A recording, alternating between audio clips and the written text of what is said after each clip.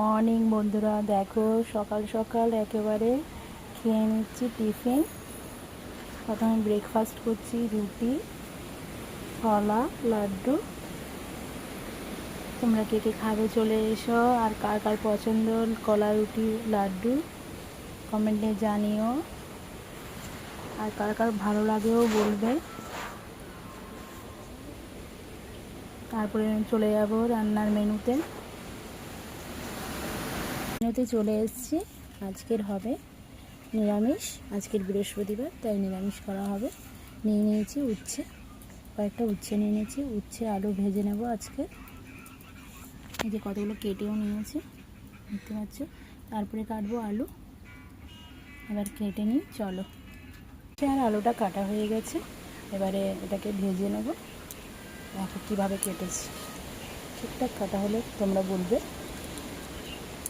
উচ্ছে আলুটা ভাজাতে বসিয়ে দিয়েছি, প্রায় হয়ে এসছে, দেখতে পাচ্ছি। এবার লবণটা দিয়ে দেবো। কেমন দেখতে লাগছে বলো। ফাইনালি উচ্ছে আলুটা ভাজা হয়ে গেছে, দেখো খুব সুন্দর ভাজাটা হয়েছে। তোমাদের কেমন লাগছে বলবে। আর আমার চ্যানেলটিকে একটু সাবস্ক্রাইব করে দিও।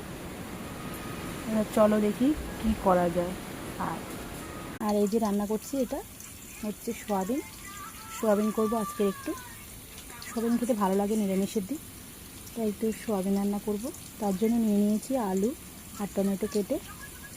আলুটা ভাজাতে বসিয়ে দিয়েছি, লাল লাল করে আলুটা ভেজে নেবো, তারপর সোয়াবিনটাও ভেজে নেবো সাথে। নিয়েছি তার জন্য লঙ্কা পেস্ট করে সব কিছু মশলা রেডি করে নিয়েছি। একটা লাল টমেটো কেটেও নিয়েছি, এর সাথে মিক্সড করলে টমেটোটা দিলে খুবই ভালো লাগে। সোয়াবিনটাও ভালো করে ভেজে নেবো এর সাথে, বেশি ভাজবো না, বেশি ভাজলে শক্ত হয়ে যাবে। হালকা ভেজে নেব, তারপর মশলাটা বসিয়ে দেবো। সোয়াবিনের তরকারিটা হয়ে গেছে, খুব সুন্দর হয়েছে দেখতে, কালারটাও খুব সুন্দর, পুরো মাখা মাখা।